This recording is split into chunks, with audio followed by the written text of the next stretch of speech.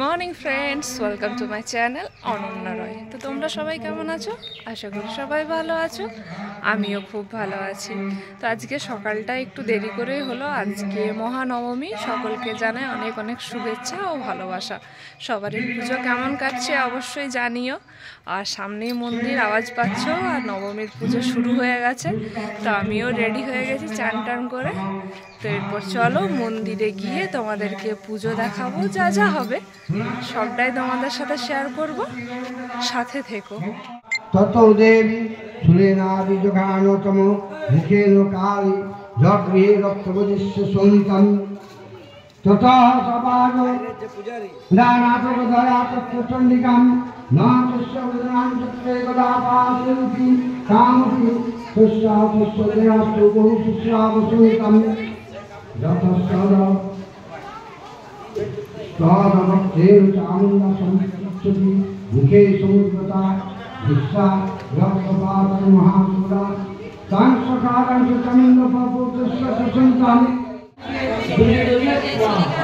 জয়ন্তী মঙ্গলাকাল ভদ্রকাল কপালী দুর্গা শিবা সরস্বতী নমস্তে দুর্গে জয়ন্তী মঙ্গলাকালী ভদ্রকাল কপালী দুর্গা শিবা মহালক্ষ্মী সরস্বতী নমস্তে দুর্গে জয়ন্তী মঙ্গলাকালী জয়ন্তী মঙ্গলাকালী ভদ্রকালী কপালী দুর্গা শিবা মহালক্ষ্মী সরস্বতী নমস্তে জয়ন্তী মঙ্গলাকালী ভদ্রকালী কপালী দুর্গা শিবা মহালক্ষ্মী সরস্বতী নমস্তে দুর্গে দুর্গে লক্ষ্মী স্বাহা।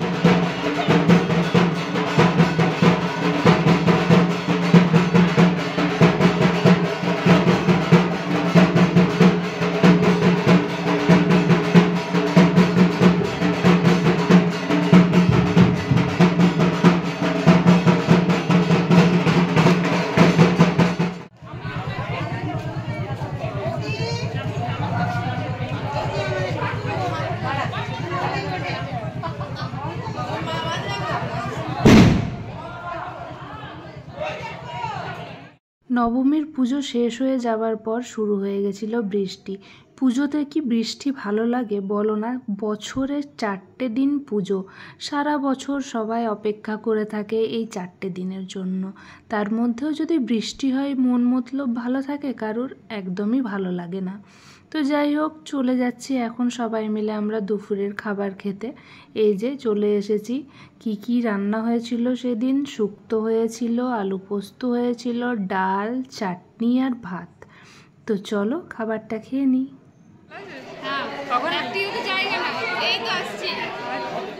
দুপুরবেলায় খাবার দাবার খেয়ে চলে গেছিলাম বাড়ি, তারপর সন্ধেবেলায় চলে এসেছিলাম আবার মন্দিরে আরতি দেখার জন্য। তো চলো তোমরাও দেখে নাও।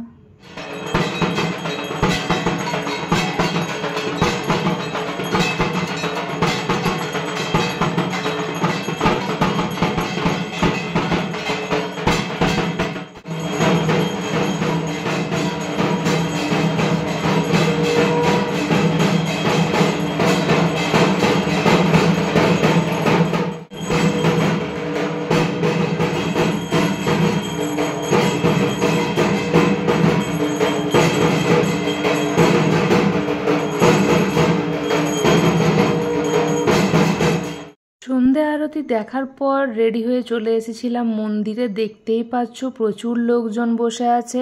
কারণটা কি জানো? কারণ নবমীর দিন ছিল যাত্রা, তো সবাই বসে পড়েছে। আর ওয়েদার কিন্তু একদমই ভালো ছিল না, সবারই মনে একটা টেনশন কাজ করছিল যে যদি বৃষ্টি শুরু হয় তাহলে যাত্রাটা কি হবে।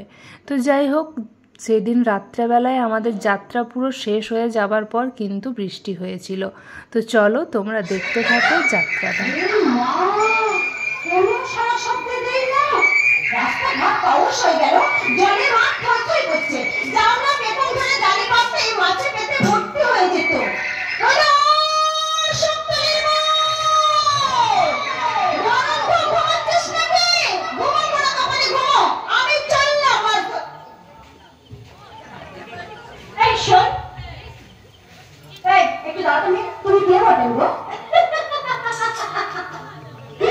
আমি হাসছো কেন?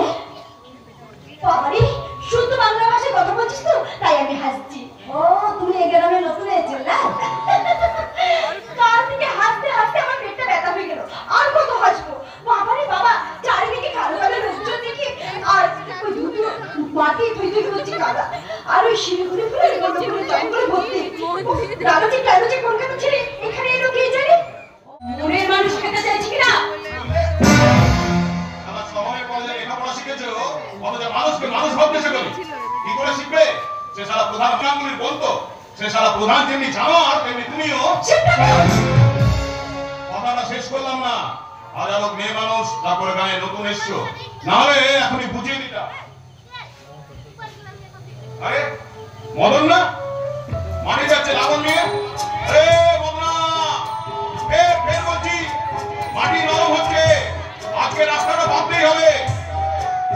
মাধুরী, তুই আমার দিদিমণির কামটা ফেলে দিয়ে আয়, বুঝলি? হাজারো প্রধানের সিস্টার বলে কথা।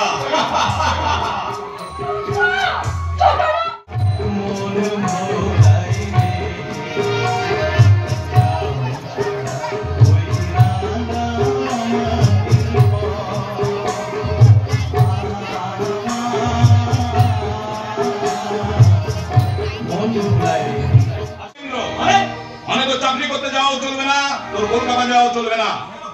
তোকে গায়ের মাটিতে চাষ করতে হবে, গায়ের স্কুলে মাস্টারি করতে হবে।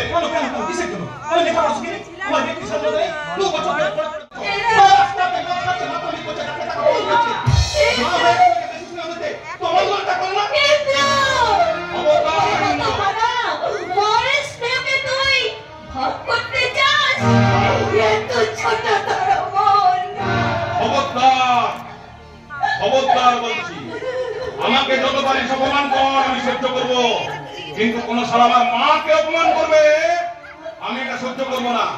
শালা মহিম গাঙ্গুলি আমার সোনার সংসার ভেঙে দিচ্ছে, দেখ আমি মেনে নিতে পারবো, কিন্তু আমার মায়ের অপমান আমি সহ্য করবো না। সেটা বুঝে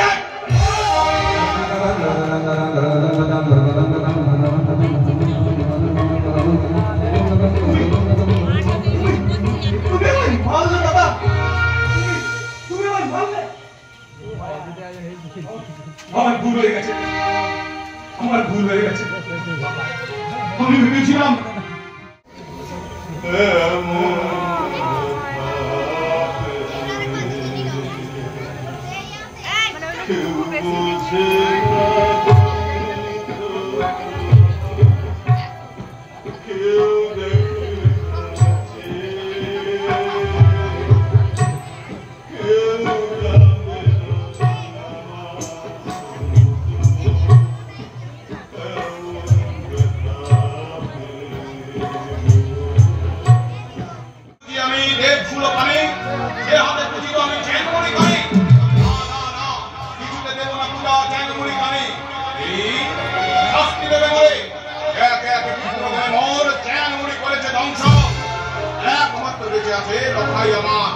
না নাহি ভয়, দূর হও সম্মুখ হতে, নতুবা এই হিন্দার লোকরা ঘাটে মাথা তোর করিব বিপুল।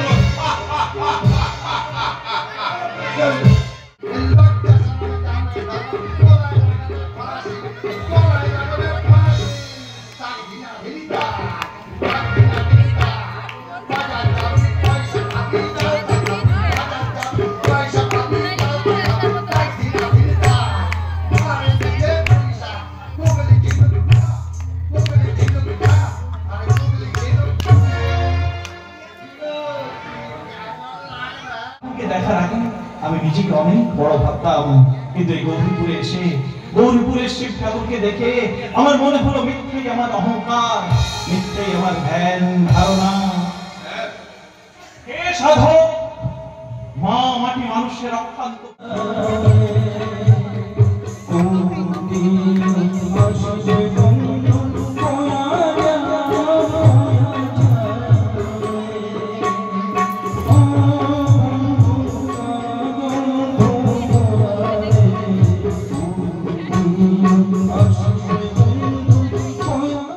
যাত্রা শেষ হয়ে গেল, নবমীও শেষ হয়ে গেল। তো পুরো দিনটার ভিডিও তোমাদের সাথে আমি শেয়ার করলাম।